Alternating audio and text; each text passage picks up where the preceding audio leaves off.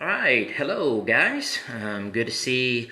Well, not really see you. I can't see you through the video, but I'm here and hope you're here. I'm coming to you live on Facebook. I'm trying something different with the videos today. We'll see if it works. If it doesn't work, then I'm gonna have to change it. But I'm gonna try to go live on Facebook and then try to save that video and see if I can post it on my YouTube. And so we'll see how that works. If not, we'll figure something out. But hope everybody's doing well. Today is Tuesday. I know that I was not with you yesterday, Monday, but I'm back at it on today, Tuesday. Hope everybody's having a great week so far and hanging in there. And as always, we'll get through this together. So my family's all doing well. We're doing okay. We just really miss everybody. Really miss getting together for worship and Bible study and just having fun with each other. But we'll make the most of it as we go. What I want to share with you now, today's short lesson, if you will. Our next lesson from the Gospel of Matthew is in Matthew chapter 7, verse 12. Matthew chapter 7 and verse 12. We've been looking at the Sermon on the Mount, and we are nearing the end of it. I'm thinking that tomorrow I will actually finish the Sermon on the Mount. And we just, we're getting through chapter 7 right now in Matthew. There's been a lot of lessons. There are a lot of lessons for us to spend time on and continue to work on. And from even just Jesus' Sermon on the Mount. And we'll continue with that today. Today, our lesson is about the Golden Rule. That's actually what we call it. I even have the title in my Bible, a little heading. It's not what Jesus said. Jesus didn't call it the Golden Rule. But we call it the Golden Rule. Actually, funny story, there's actually, when I lived in Pell City, Alabama, there's a barbecue joint that is called Golden Rule Barbecue. And I'm wondering if that's, where this came, or where they got that from is, they want to be a good restaurant and help people and serve people and so on and so forth. But the Golden Rule, I think we're all familiar with that. If you don't remember, here it is. Here's what Jesus said. This is one thing he told the people at this time. He said, whatever you do, or rather, whatever you wish that others would do to you, is how he starts. Whatever you wish that others would do to you, then you go and do also to them. For this is the law and the prophets. Jesus has a huge lesson here that he sums up in one sentence. This is one verse, one sentence, but is probably one of the biggest, hardest lessons for us to really practice. It's not hard to understand. This is easy to understand. Jesus basically says he wants us to think about, how would I want to be treated? How do I want to be treated? How do I want people to talk to me? How do I want people to act to me? How do I want people to do things for me? What do I want people to do for me? What would I like? What would I appreciate? What would be meaningful? What would be helpful to me? What would be kind? What would make me feel good? How could people help me? How would I want others to help me? And Jesus basically says, okay, you're in your shoes. So you spend some time and think, how do you want people to treat you? How do you want to be treated? And that's easy. We all could write a list. Well, yeah, I want people to be nice to me. I want them to love me, be kind, help me when I need it. I want them to talk respectfully to me. I want them to be honest with me. I want them to have fun with me, yada, yada, yada.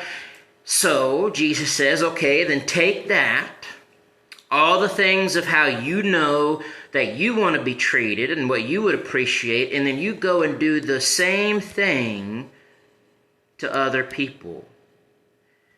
You do to others, to your family, to your neighbors, to your friends, to your brethren, to the stranger on the street, to your coworker, to someone at school, whatever the case may be. You treat others the way you want to be treated. Why is that? Why does that work? How does that work? Well, because this is about love. This is about loving one another as we love ourselves. Loving others just as much, if not more, than I love myself. And so I'm going to do that if we would love one another as ourselves, as Jesus says, that this fulfills the law and the prophets, or this is the law and the prophets. Jesus says, and Paul would later even say, that the whole law, that it is all summed up in one thing: love your neighbor as yourself. If we would just love one another and treat one another the same way we want to be treated, then that will take care of 99.9% of the problems in our relationships and things that are going around. And it would eliminate 99.9% of sin. And that's one of the points that I know Paul makes and Jesus makes, that, all the commandments of don't murder, don't steal, don't commit adultery, don't, all of those are taken care of. They're solved if we would just love one another as ourselves. We're not going to have these problems and sins against one another. Now, that doesn't mean we're not going to have challenges or differences. We're going to have to communicate, but it's in how we communicate, how we treat one another.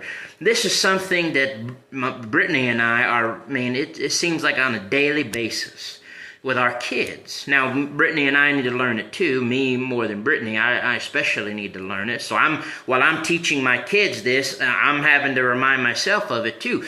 But every day, when our kids get to fighting or bickering with one another, or they're mistreating one another, or being ugly, or even being physically hitting or kicking or pushing or whatever, or taking something, or not helping, not being nice, whatever the case is, it's really easy. At least the easy lesson is what me and Brittany find ourselves saying over and over and over is, would you want them to do that to you?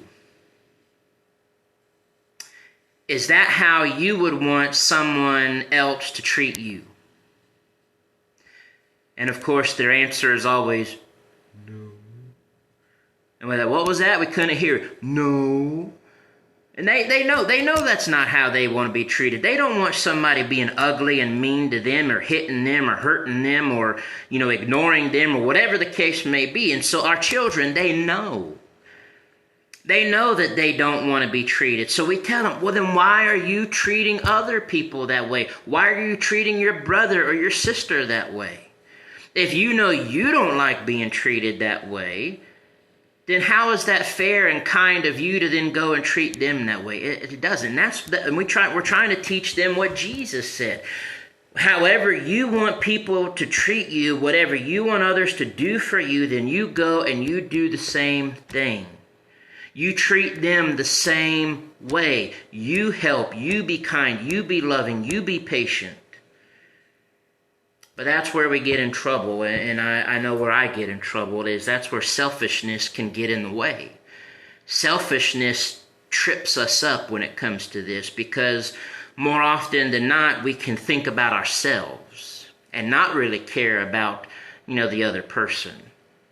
So really, we demand more of what I want, what I feel, what I like right now, and we don't always treat others the way we should, or even the way we want to be treated. So we have really got to work on this. I've got to work on this. We're trying to teach our kids this. So many problems would be taken care of, or even prevented. A lot of problems are preventable if we will follow what Jesus says here. If we will just treat others the way we want to be treated. That's in how I talk to them, in the words I use, in the tone I use. What about my temper, my attitude? I need to be patient. I need to be gentle. I need to serve. I want people, I appreciate it when people serve me in some way and help me in some way. Well, I've got to be willing to do the same thing for other people. I've got to be willing to do that for other people. So if we could learn this, love one another as ourselves. As Jesus said, as Paul said, that is going to take care of so many issues, and oftentimes issues that don't even need to be issues. And so we really need to work on that. And that's what I want to encourage you to do today and every day. Let's work on this. Let's work on it together. If we need to, memorize what Jesus said here. It's not hard to memorize. Write it down. Post it somewhere. Post it on the bathroom mirror. Post it on your fridge. Carry it around with you. Take it to work. Put it in the car, whatever. But we've got to work on this. No matter where we're at, no matter what we're doing, we need to treat others the way we want to be treated. All right. Well, I love you guys, and I miss everyone, and I hope y'all have a great week and do well this week. And let's strive to improve and to grow in faith and in hope and in love and to be what God wants us to be. All right. God bless. Take care. I love you guys. Talk to you later.